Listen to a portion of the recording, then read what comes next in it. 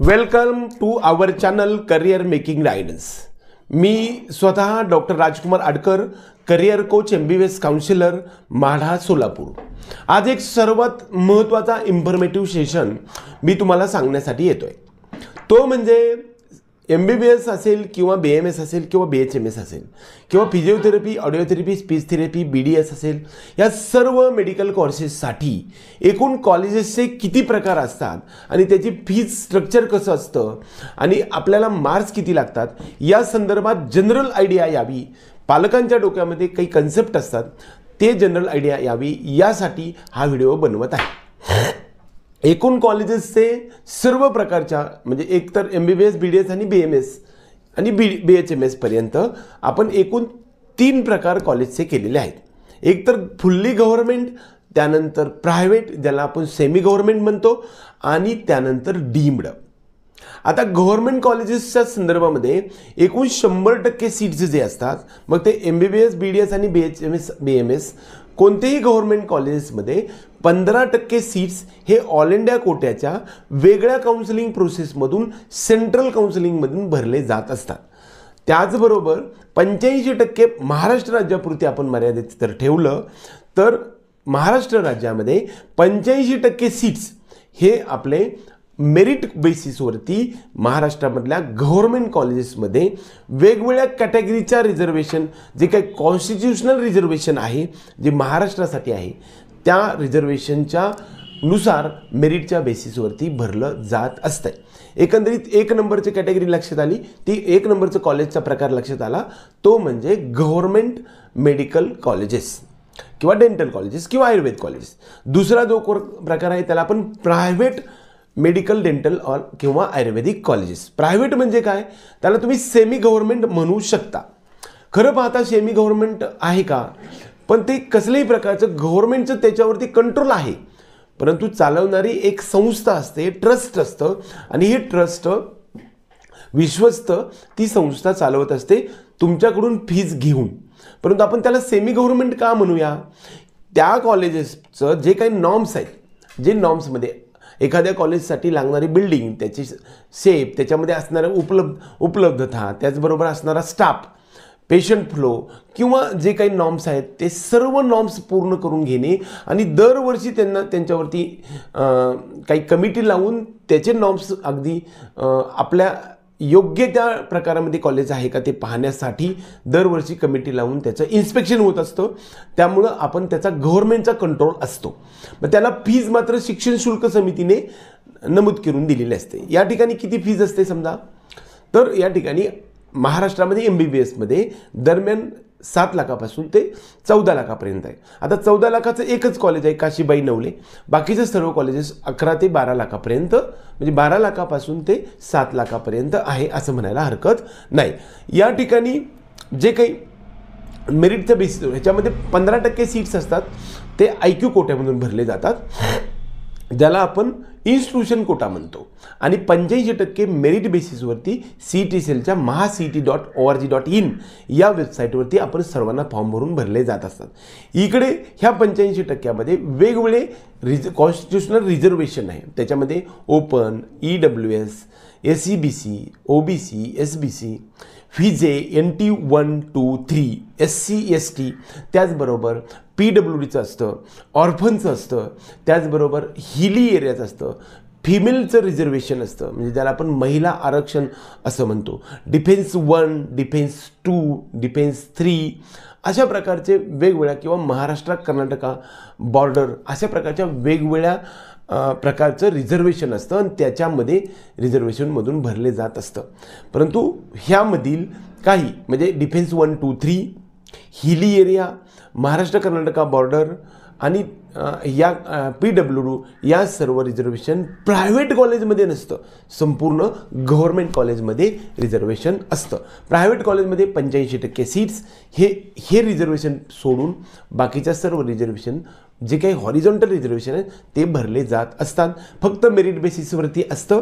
आणि इकडची फीज मात्र ओपन कॅटेगरीला ज्या विद्यार्थ्यांचं उत्पन्न 8 लाखापेक्षा जास्त आहे अशा विद्यार्थ्यांना जी कॉलेज तुम्हाला मिळालेलं आहे त्या ठिकाणी 7 लाखापासून ते 12 लाखापर्यंत फीज असते.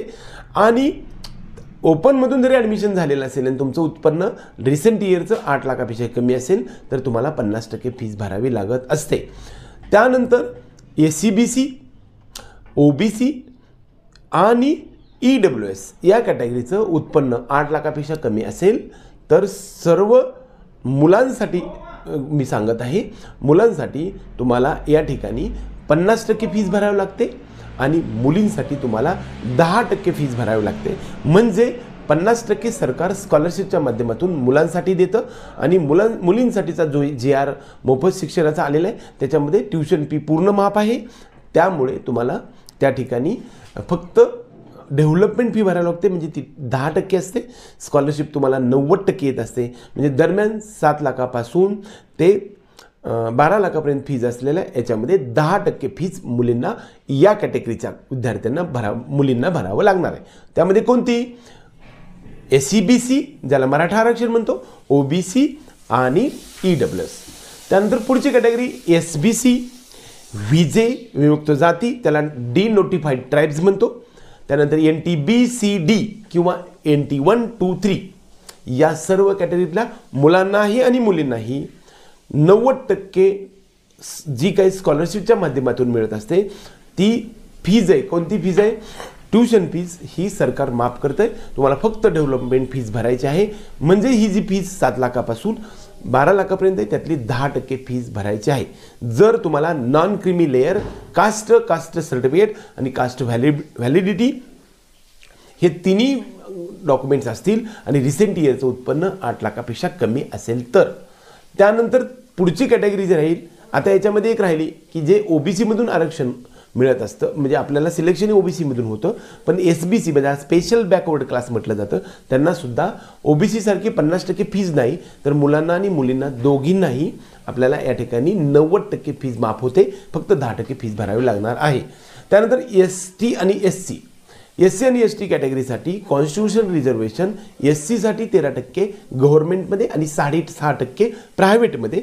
त्याचबरोबर ST साठी 7% गव्हर्नमेंटमध्ये आणि 3.5% प्रायव्हेट मेडिकल कॉलेजेसमध्ये रिझर्वेशन आहे. हे रिझर्वेशनमध्ये सिलेक्शन झाल्यानंतर तुम्हाला जी काही फीज आहे ती डेव्हलपमेंट फीज 90%, त्याचबरोबर 10% डेव्हलपमेंट फीज आणि ट्यूशन फी 90%, अशी जी 7 लाखापासून 12 लाखापर्यंत जी फीज आहे ती टोटली माफ असते. तुम्हाला कसल्याही प्रकारची फीज असत नाही. एक नॉमिनल चार्जेस 1 ते 1,500 रुपये एवढे असतात. मग ते MBBSचा कोर्स असू दे किंवा तुम्हाला कोणताही कोर्स असू द्या. परंतु या ठिकाणी तुम्हाला कास्ट सर्टिफिकेट आणि कास्ट व्हॅलिडिटी हे 2 डॉक्युमेंट मॅन्डेटरी आहे.